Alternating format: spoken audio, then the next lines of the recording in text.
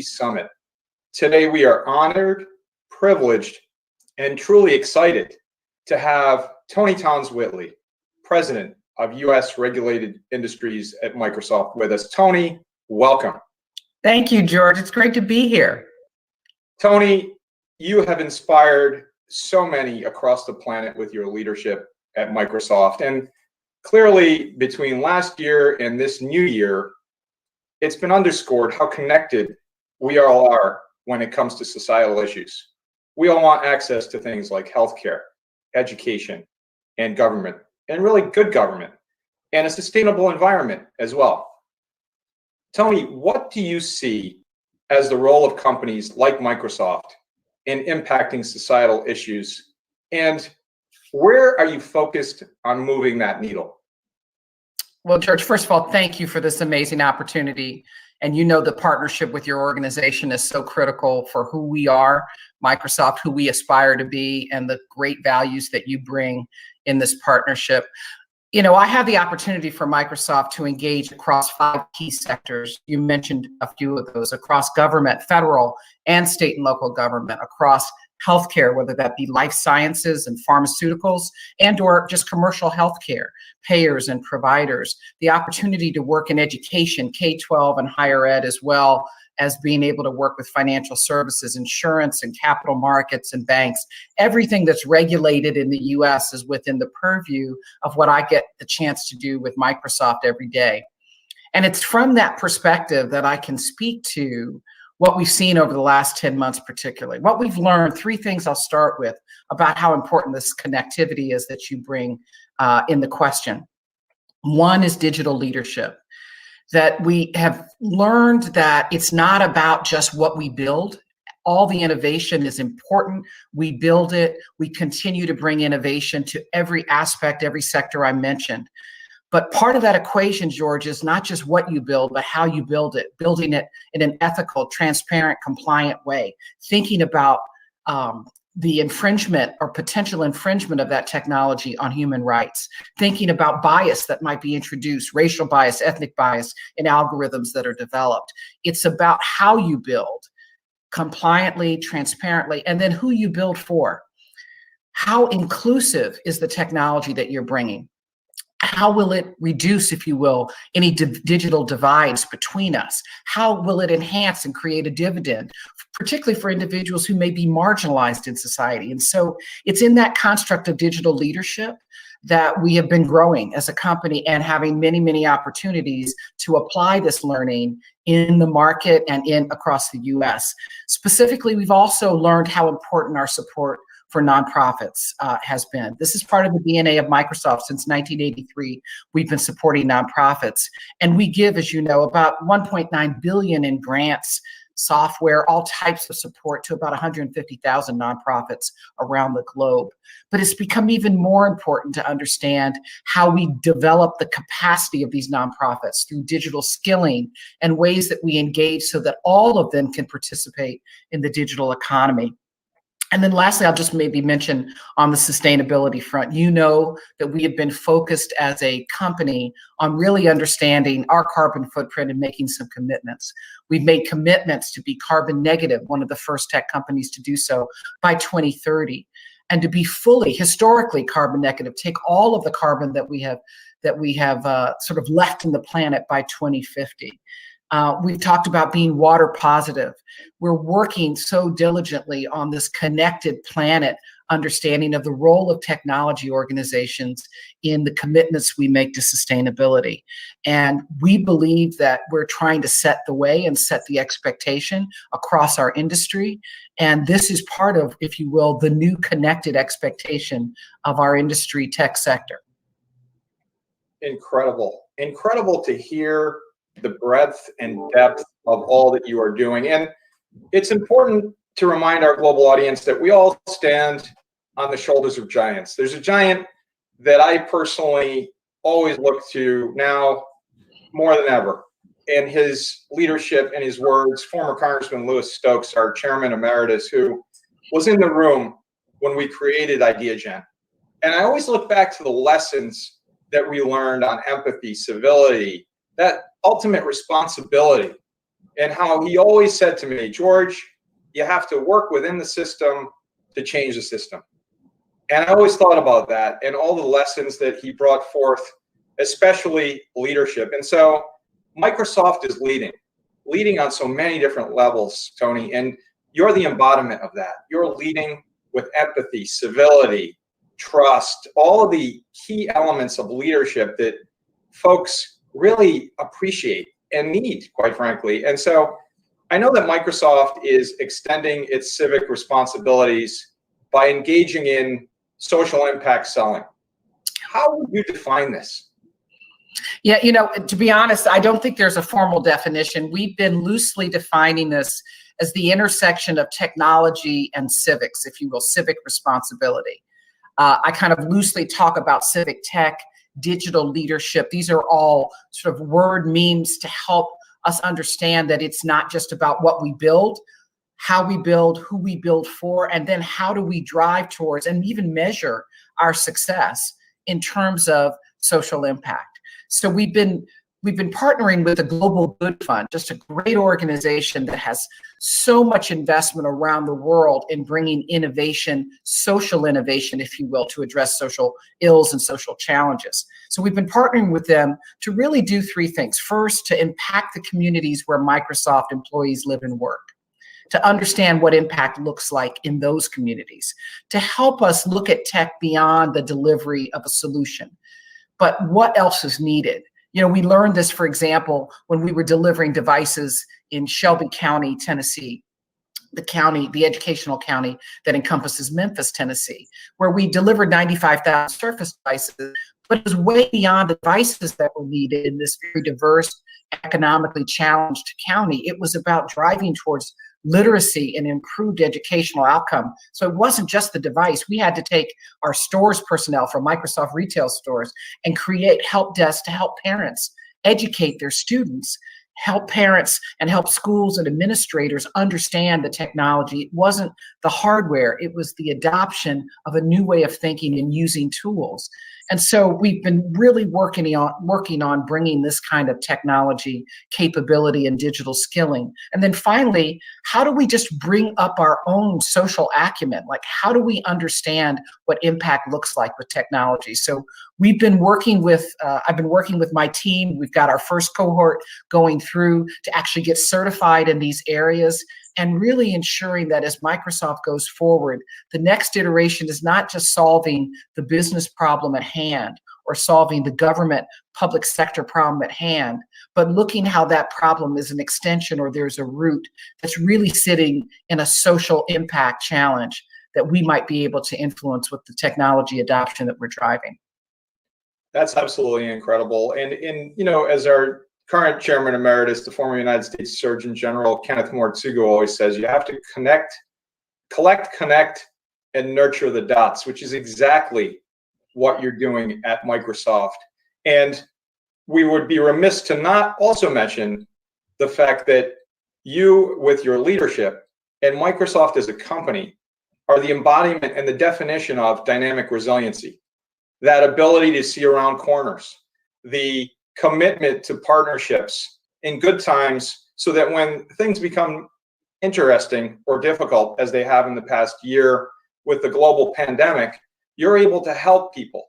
You're able to help those communities, as you just incredibly articulated. And so what are the obvious and maybe even the unexpected benefits that companies can realize through their engagements with social impact selling?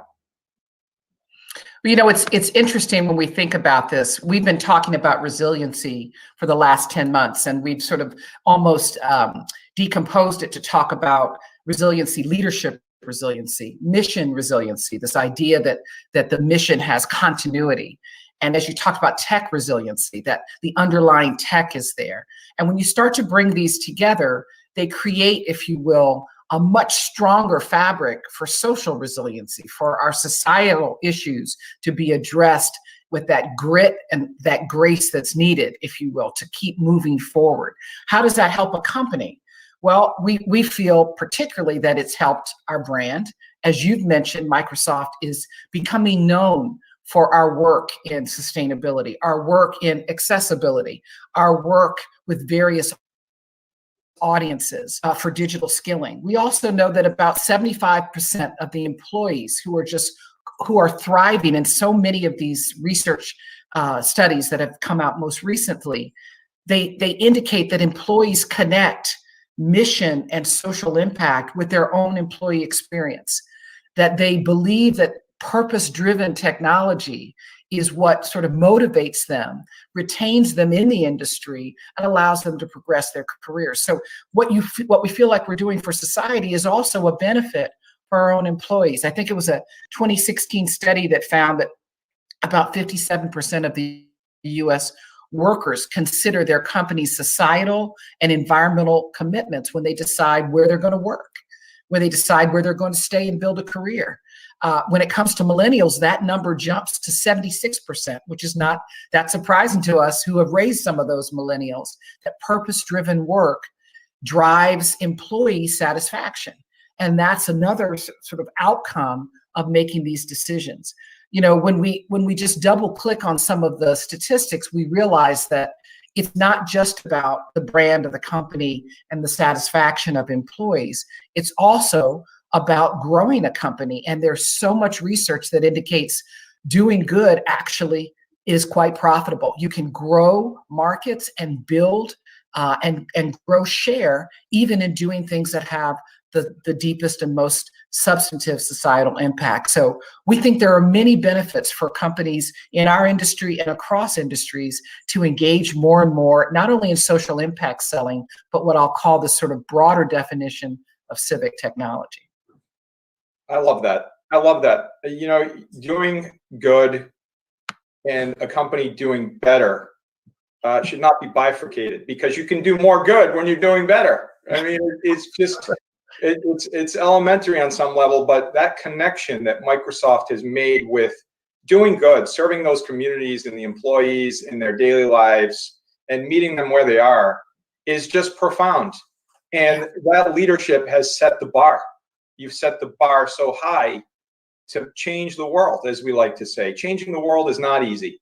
If it were, someone would have done it a long time ago. But gosh, you all are doing it in a way that is just empathetic and embedded in everybody's leadership in the company. And that's what we see, and that's what we're so excited about in working so closely with Microsoft with Ideagen. And so, where do you see other organizations using technology to make these ethical business decisions that help tackle some of these societal challenges in parallel? You know, it's across every sector. You know, I could pull out a few examples for you. If I went to consumer packaged goods, I would go to Procter & Gamble. You know, I did an internship with P&G years ago, starting my career, and I'm so proud to see the work they did on the look and the talk. If you haven't seen those two campaigns, George, I'm sure you have, but those are two campaigns that were really, quite frankly, groundbreaking to speak about two aspects of the African-American experience in the actual branding of P&G, exposing and highlighting that there is a different experience for African-Americans, how the look, the physical interaction of being perceived by just your race, and the talk that we have as African-American parents with our children, the talk we've received from our parents about how to be safe in America, how to understand racism, how to understand nuances, how to stay alive at times. All of that was brought forward in a P&G commercial series, if you remember, relative to how they expressed their own brand and changing their own brand relative to selling to African-American communities. Lifebuoy, which was a soap, the premier product line under Unilever, Lifebuoy soap was really introduced in a hand washing campaign across Africa, Latin America, Asia, really during the sort of the spread of the various diseases, particularly the last pandemic. They really brought forward their product line and created a way to talk about hand washing customized to those communities, to those audiences, that I thought really helpful in driving the health and sanitation and hygiene message so important through the pandemic. And then, of course, I could just speak to Starbucks real quickly.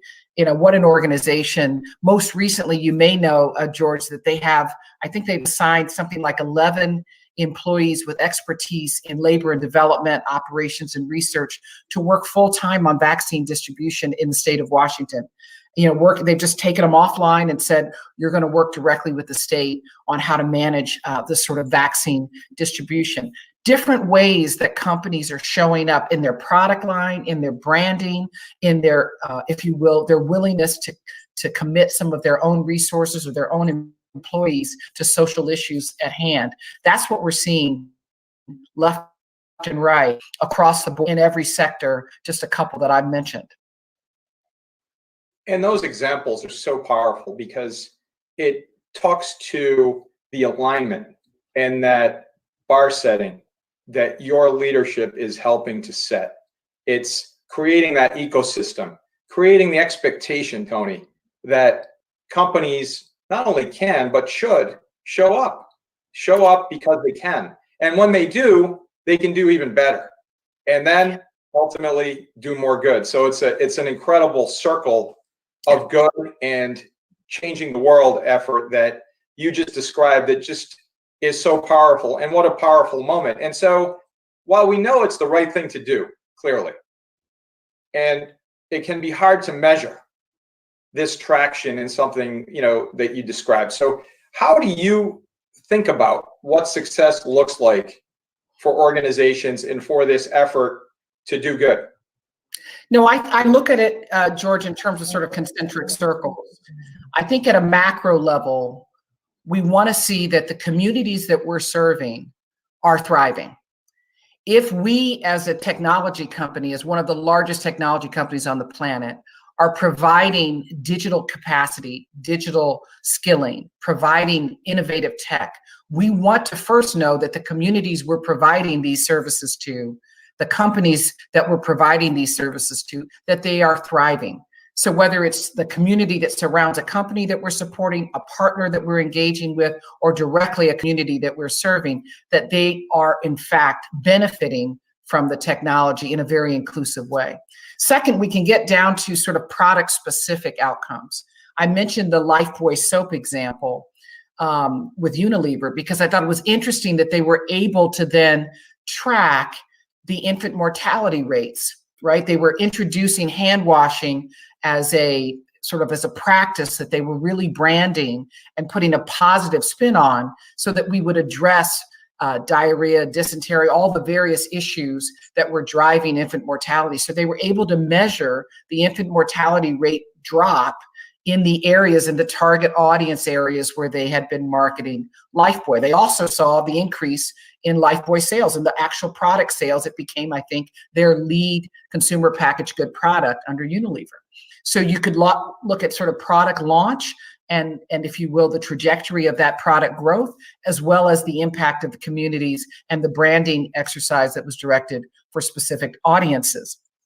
As we invest Microsoft in digital skilling, and we've made a commitment, initially it was 25 million that we were trying to bring not only digital skilling, but also a way to certify that skilling with a very inexpensive way to certify capabilities and then the ability to link to employers. We've made a commitment that will be 40 million around the world by 2022. And so our goal is to drive digital skilling. We're going to be able to measure how many of those individuals actually end up, if you will, taking advantage of that skilling with certifications, and then hopefully the employment that would follow that certification. So where we measure. Where we have less direct correlation, we look at the macro sort of satisfaction or growth or the thriving within the communities we're trying to serve. And I think it's the combination of the macro and the micro here. As we get stronger in this area, my hope is that we start to look at 10Ks and annual reports of companies over time, that they start to measure and report out results to their stakeholders in terms of social impact. That's, to me, the aspiration that we should all have, social impact as a reporting measure that we're all held accountable to. Toni, it's not often that I'm speechless but it's breathtaking to hear the incredible range and focus and dedication and leadership and empathy, all of these things combined to create what is incredible inspiration by what you're doing and the bar, again, that you're setting at Microsoft, not only for the company, but for all of your vendors and partners across the world to truly change the world. And you're changing the world. And you are the definition of dynamic resiliency. George, I don't know about all of that personally, but I will say I'm super proud to be part of Microsoft and the commitments they've made and how we're following through on those commitments. But I just have to say I'm also super proud to be part of this partnership with Ideagen, because organizations like yours help drive the, if you will, the inspiration for what we need to be, the aspiration for what we should be as a company, that this is the kind of partnership that sort of tightens on itself, where we both organizations have the synergistic opportunity to be better than our best ideas. And so thank you for the partnership. Thank you for what Ideagen does every day to just inspire every member of Microsoft. It's our honor and ultimate privilege. Toni Townes-Whitley, President, U.S. Regulated Industries at Microsoft. Thank you. Thank you for your leadership, and thank you for all you're doing to change the world. Thanks, George. Have a great